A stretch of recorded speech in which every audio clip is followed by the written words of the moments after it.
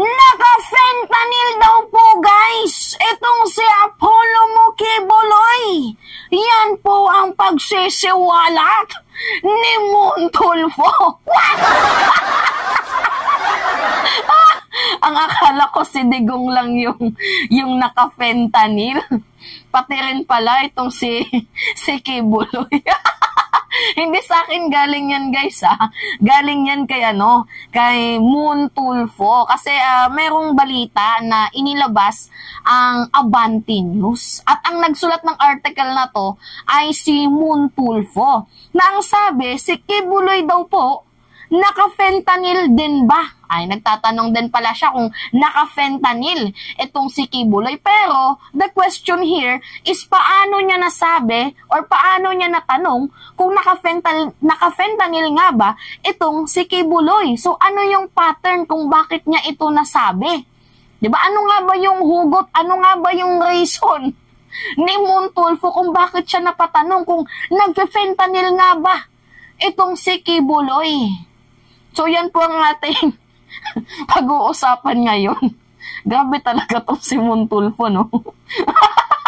Anyway, by the way, guys, sa mga hindi nakakakilala, itong si Montulfo, appointed po to ni Digong noong 2018. And matalik niya po itong kaibigan at basher po to, guys, ng administrasyong Marcos, where in fact nga itong si Montulfo, 'di ba? Last year ng February, tinawag niyang tamad ang presidente. Kaya nga, guys, hindi na sa akin bago kung ibabash ni Montulfo itong administrasyon. Pero laking gulat ko na itong kanyang kaibigan na si Digong, binash niya din. Hindi niya tinolerate, 'di ba, ang ginagawa ni Digong. So ngayon nga, guys, 'di ba, kaibigan niya si Digong, hindi malabo na close din sila ni Kibuloy. Abay itong si Montulfo, alam nyo naman sa kanilang magkakapatid sa mga tulpo, si Mon talaga yung pinakatarantado. So ngayon nga, guys, natatawa talaga ako dito kay Montulfo. Anyway, bakit niya nasabi na naka-fentanyl daw po itong si Kibuloy? So basahin natin. Sabi niya, ako lang ang makakapirma ng kaligtasan ninyo. Sabi niya minsan sa kanyang mga alipores na na-video at nag-viral sa social media. Ito pala, guys, yung yung basihan ni Montulfo, yung manifesto ni Kibuloy na siya daw po ang huling pipirma para sa kaligtasan ng mundo. Where in fact, 'di ba, sa totoo lang naman kasi, guys, itong mga bagay na to, lalo pat ngayon, Holy Week, 'di ba? Itong mga bagay na ganito, guys, ito po ay mga imposible at hindi kayang gawin ng normal na tao na pipirma daw sa huling kaligtasan ng mundo, kaya niya daw pindutin ang vibrator ng mundo, kaya niyang ipastop ang mga lindol. Yan po, guys, yung mga ewan ko pa dito, ba't madaming naniniwala kay Kibuloy. So, 'di ba, guys, itong si Digong, kung mapapansin nyo, doon sa ginawang prayer rally sa Cebu, sa Davao, na kung saan sinabi niyang adik, bangag, may presidente tayong, 'di ba, gumagamit, ganyan-ganyan. So sabi nga ni President Marcos, cause daw po yan ng kagagamit ng fentanyl. So, nilapat po ni Montulfo ang sitwasyon ni former President Duterte dito kay Kibuloy. So, meaning to say, kaya niya ata nasasabi yung mga bagay na ganyan, yung ang lakas ng loob niya, 'di ba, na magsabi ng ganyan na kaya niyang pindutin ng vibrator ng mundo, siya daw po ang susunog sa kaluluwa natin, siya daw po ang huling pipirma sa kaligtasan ng mundo, 'di ba? Yung mga ganyang bagay daw na yan. So, kaya niya ito nasabi na naka-fentanyl itong si Kibuloy kasi hindi po to, 'di ba, guys, hindi po to kayang gawin ng isang normal na tao, not unless kung gumagamit ka, malakas yung loob mo para sabihin yan. Kasi yung fentanyl, guys, nagki-create po yan ng confusion. Ganyan din po, guys, yung yung nangyari na na nahuli doon sa BGC, yung gumagamit, sabi niya, I am the Lord, I am Jesus Christ.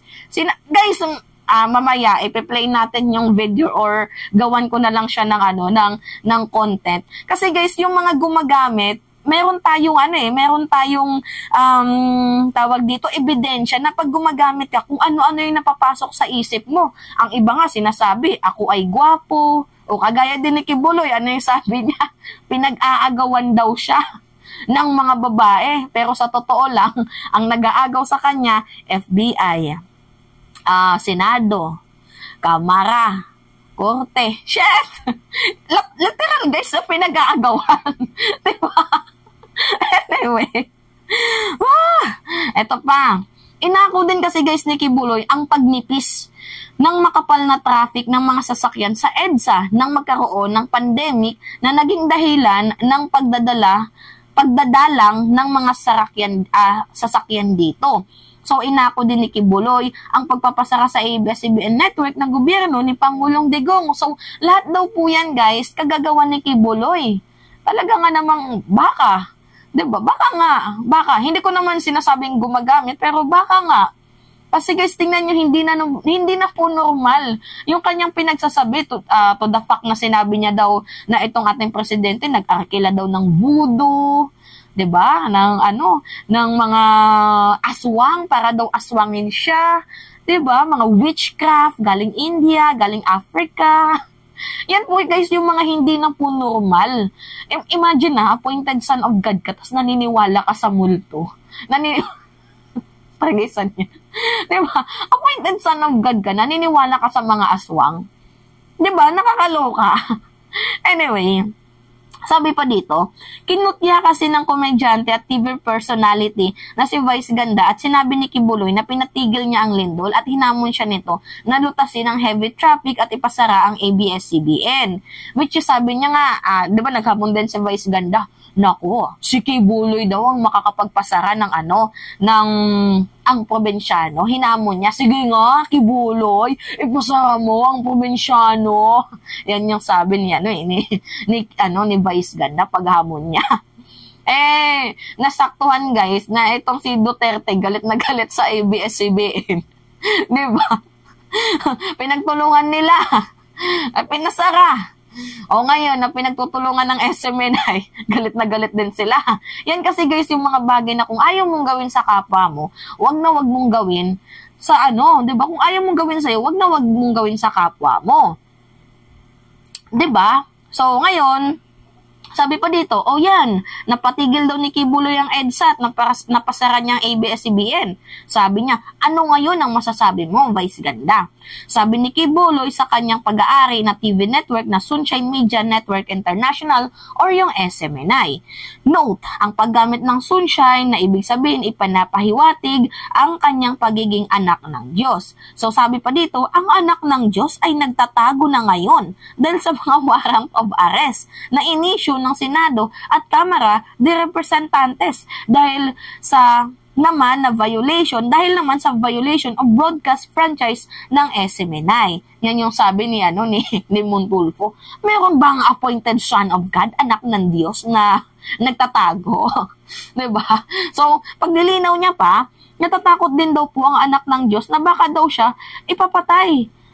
Siya ng US Central Intelligence or CIA at Federal Bureau of Investigation kasabwat si Pangulong Bongbong Marcos. O yan po guys yung kanyang ewan ko kung sinungaling to si Kibuloy, di ba? Or gawa-gawa niya lang yung istorya niya na yan para magkaroon siya ng security issue nang hindi mapa-attend doon sa Senado. So ngayon, meron bang guys?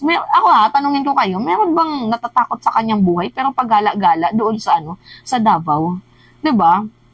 So ngayon, sabi ni Montulfo, kung si Jesus Christ nga ay hindi natakot mapako at mamatay sa krus dahil sa kanyang pagturo, bakit natatakot ang kapatid ni Jesus na appointed na si Kibuloy na mamamatay?